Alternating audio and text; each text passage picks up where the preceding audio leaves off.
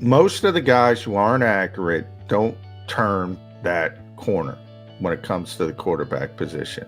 Right. And I think if you're holding on to Josh Allen as this, well, look at Josh Allen, I don't think that's the way to do it. And I think that's the biggest concern for the Philadelphia Eagles.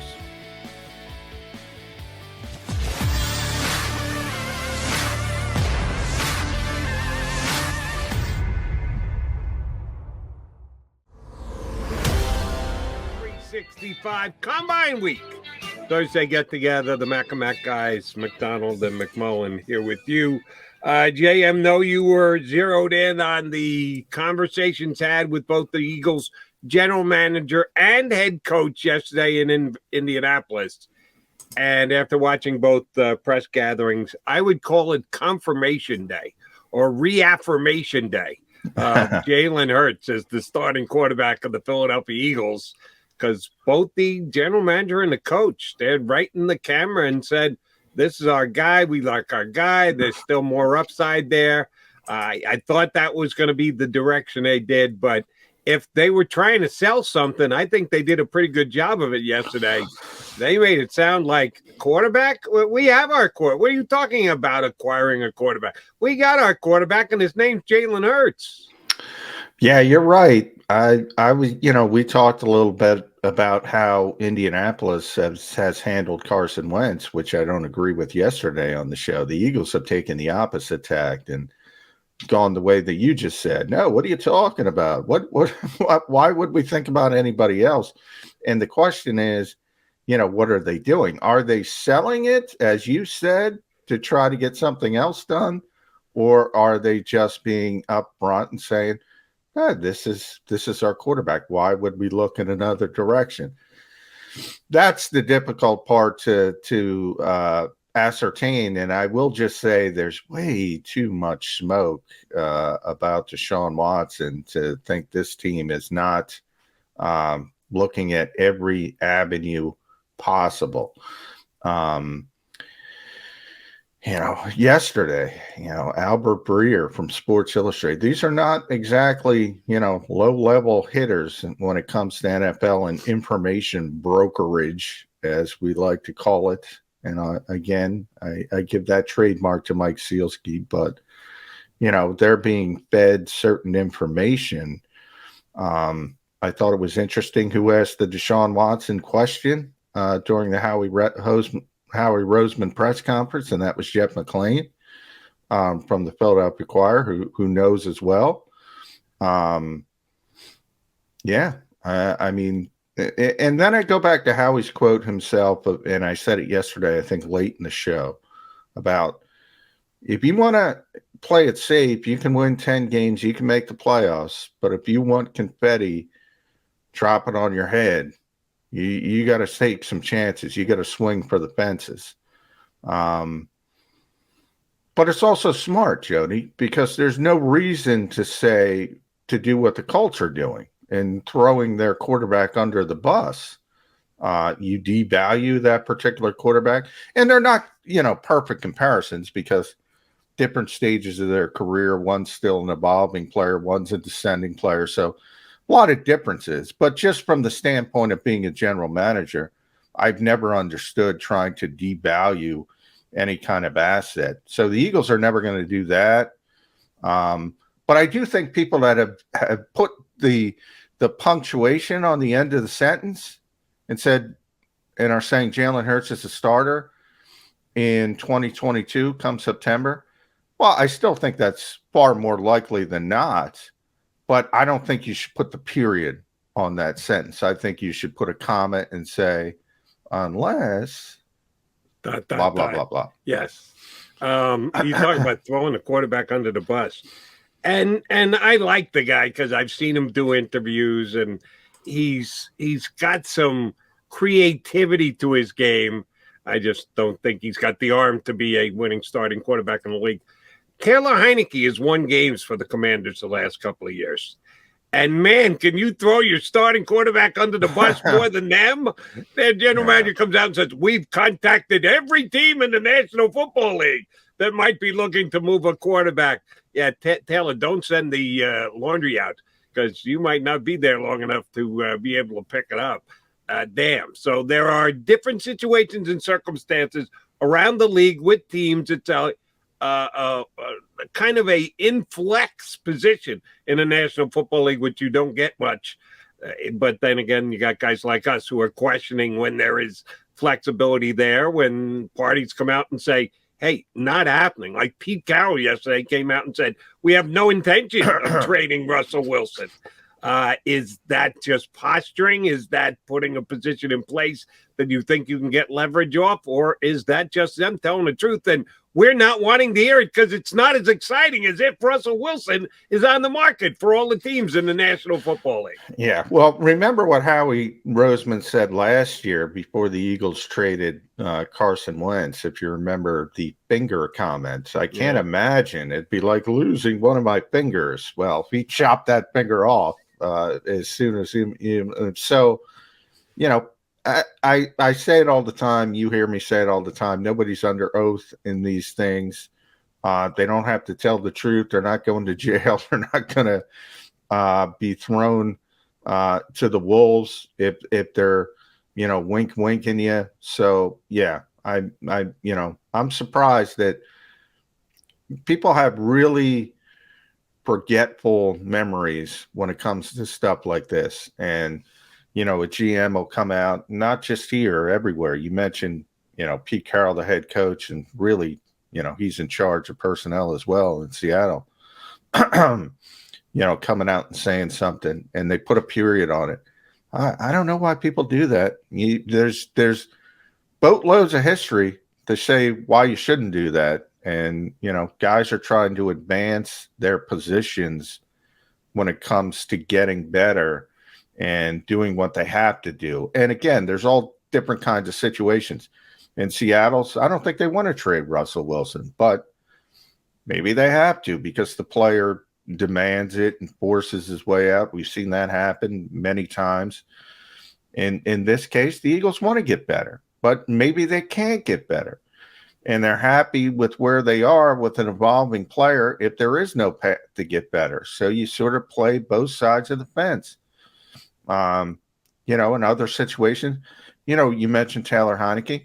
Look, Washington's above board with him. They like him as a backup quarterback. They don't want him to be the starting quarterback. They want him to be the backup quarterback. So, you know, they're honest about that to him, so they can say that in public and go try and get a quarterback. So there's all kind of different places where you are in the league. But as far as, you know, just taking these guys at 100%, it you know, I'm surprised that it happens as often as it does.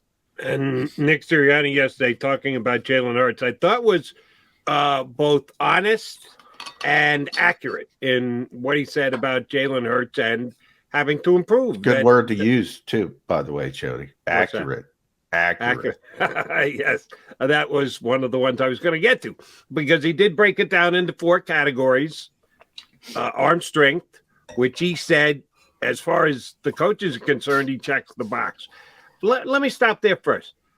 I think if you look at all the arm strengths of all the quarterbacks in the league presently, previously, having watched as many games as you have, I have in the National Football League, going into 2023, 2022, what you'd like to see out of your quarterback as far as arm strength goes.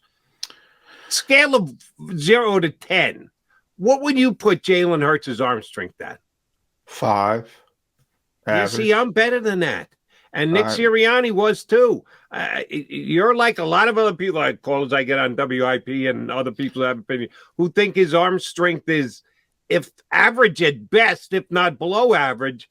I think it's perfectly fine. I think it's slightly above average. Well, I think it's perfectly fine as well. I don't think it's an issue at all. But I think for an NFL quarterback, it's average. Again, for an NFL quarterback, you know, for you know, somebody on the street. Okay, so really your 5 is not a bad grade. I would think of 5 as a bad grade. No, it's not a bad grade at all. In fact, I've talked to Nick about this, and you know, number one, that's way down the list of where they evaluate the quarterbacks. And all he needs from a quarterback, and he said this, is competency from arm strength. I mean, you think about how many times you're throwing the ball 60 yards down the field. Now, occasionally you see Aaron Rodgers in a Hail Mary back in the day. And I go, okay, you'd love to have, somebody who can chuck it 70 yards down the field. It's not relevant for the every down play of an NFL quarterback. Jalen Hurts can make every throw you need to throw in an NFL game. But I can also tell you, and this is direct from the mouth of the head coach, that's far down the list of the evaluation. And they don't have a problem with that. Number one and number two are accuracy and decision making. Right. And those are the two things he mentioned. And those are the two biggest reasons for success when it comes to an NFL quarterback.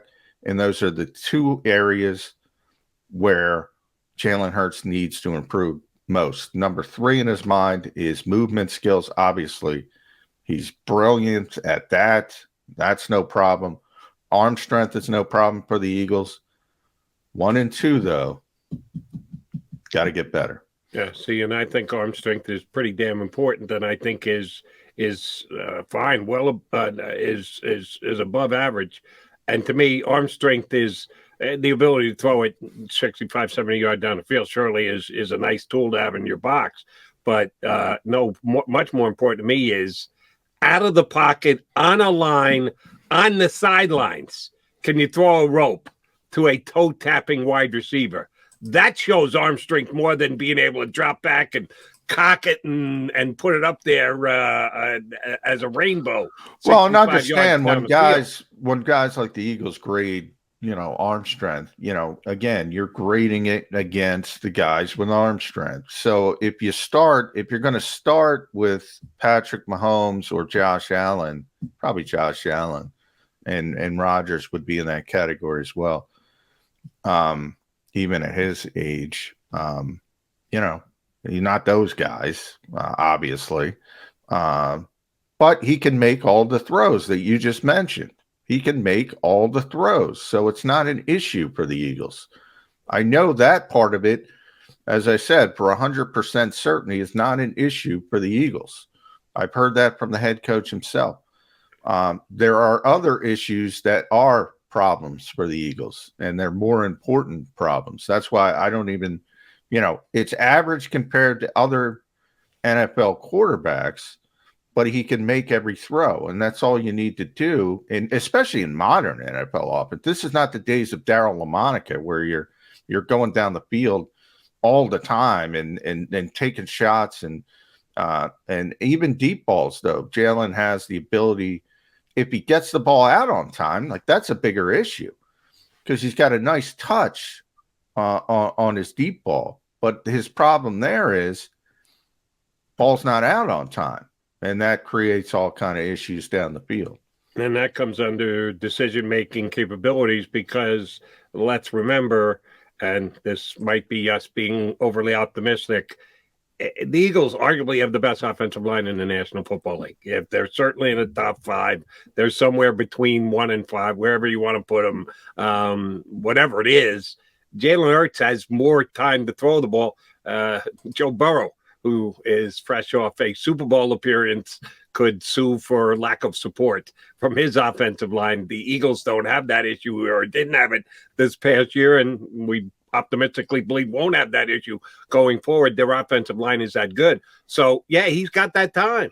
Some quarterbacks' decision-making process is sped up because you only have 2.3, 3.1 seconds, depending on 5-step drop, 7-step drop. That speeds up the process. And Jalen Hurts should have enough time to make those decision-making plays that he needs to make. And, yeah, that's something that he can improve on. So if we look at those two facets, decision-making, we believe that he's got creativity down, he's got arm strength down, decision-making and accuracy are the two that certainly the Eagles believe he needs to get better in. Are those things that you can get better in year 3 in the National Football League? Chad, looking at previous quarterbacks, what they've done, where they come, the process of getting better in the NFL. the way they talked yesterday, both the head coach and the general manager, they believe there's still upside. They believe that the process is still in place of Jalen Hurts getting better. There are some things you can get better at, and there are some things that you kind of top off at, and it is what it is, and you're not going to see improvement. Do you believe the two areas where the Eagles acknowledge he can still get better, that's a reasonable expectation? Certainly decision making. Yeah. I mean, that generally comes with experience and understanding of the game and things like that, and trusting, your offense, your scheme, where the receivers, your chemistry, all that stuff can be improved on, and generally does improve as a quarterback gets more comfortable and gains more experience. The big one is accuracy, and that's number one on Nick's list. And you hear it all the time in the NFL. Generally, guys who aren't accurate in college don't magically get accurate at the NFL level. And then Josh Allen shows up. That was the knock on Josh Allen. That was a big knock on Josh Allen. And he becomes this sort of unicorn who does improve, and not only improves to a significant degree at the professional level and turns into a superstar. And so then you ask yourself, well, okay, because one guy did it, you're going to assume it's going to happen for others. The history tells you it's not likely. So that's like, I'll compare it to this, Jody. That's like drafting a left tackle in the 7th round who's never played football again, who's never played football in his life, and he turns into a Pro Bowl left tackle. And I'm talking about Jordan Mailata. Okay, that doesn't mean every NFL team should go scouring the globe for the next 6'8", 380-pound guy who's doesn't know how to put on a football helmet, expect he's going to be one of the best left tackles in football inside of 5 years. That's probably not going to happen again. Most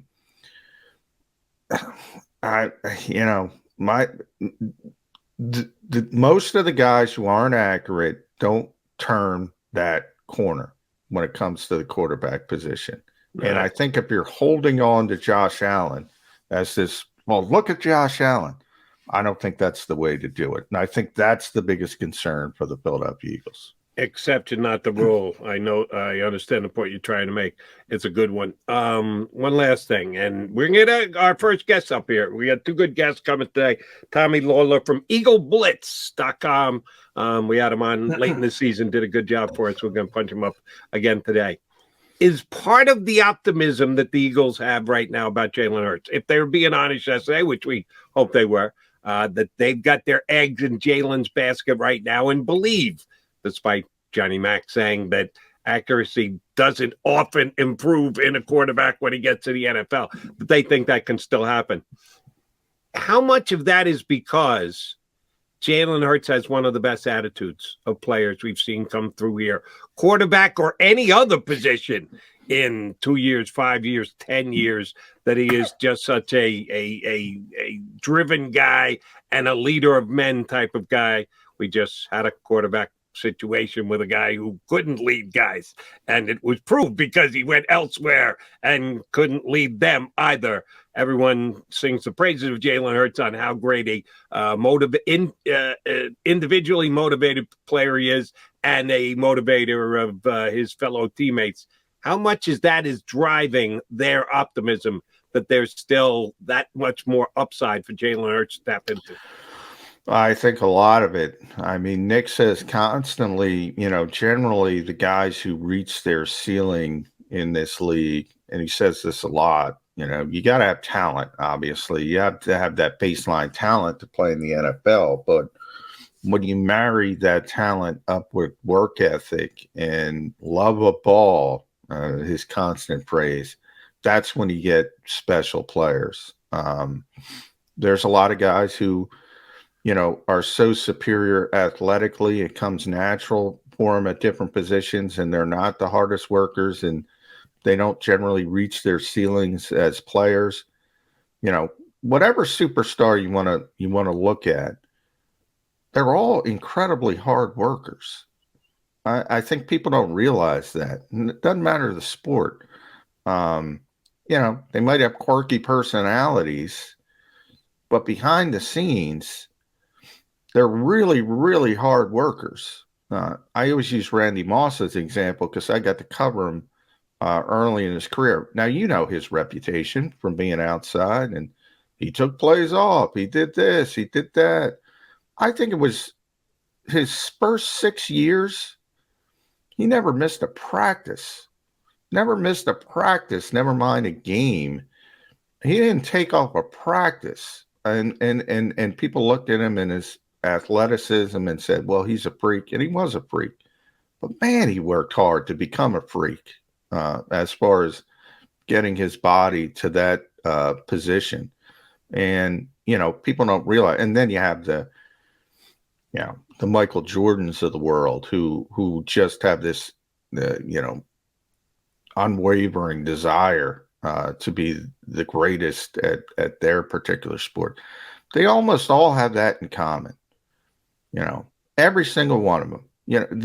There's occasional outlier. I mean, Allen Iverson here in Philadelphia didn't take care of himself like he probably should have, and that's why Nick uses the term ceiling, reaching your ceiling. I don't even know what Allen Iverson's ceiling could have been if he had, that same single-mindedness as somebody like Jordan or Kobe Bryant.